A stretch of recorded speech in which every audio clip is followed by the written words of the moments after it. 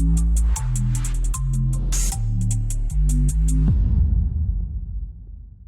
શહેરમાં ગત 27 મેના રોજ ઉધના પોલીસે વાહન ચેકિંગમાં 2 શખ્સોને પકડી પાડીને સાયબર ક્રાઇમની ઓનલાઈન ચીટિંગનું ઇન્ટરનેશનલ રેકેટ પકડી પાડ્યું હતું. આ કેસમાં હવે નવો ઘટસ્ફોટ થયો છે. તપાસ દરમિયાન પોલીસને 164 બેંક એકાઉન્ટ મળ્યા છે. આ બેંક એકાઉન્ટમાંથી RBL બેંકમાં ખોલેલા 89 બેંક એકાઉન્ટમાંથી માત્ર 6 મહિનામાં કુલ 1445 કરોડના ટ્રાન્ઝેક્શન મળ્યા, જ્યારે હજુ 75 બેંક એકાઉન્ટનું વેરિફિકેશન કરવાનું બાકી છે. આ આંકડો વધી શકે છે. તમામ બેંક એકાઉન્ટ સુરત શહેરમાં ખોલાવવામાં આવ્યા હતા.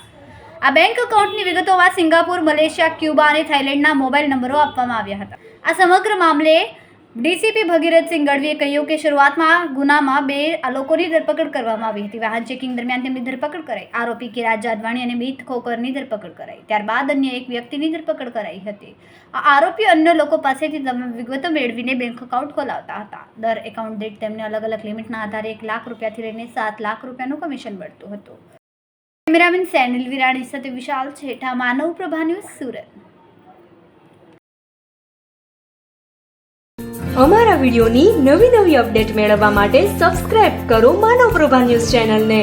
બેલ આઇકન ક્લિક કરો લેટેસ્ટ વિડિયો સૌથી પહેલા મેળવવા માટે.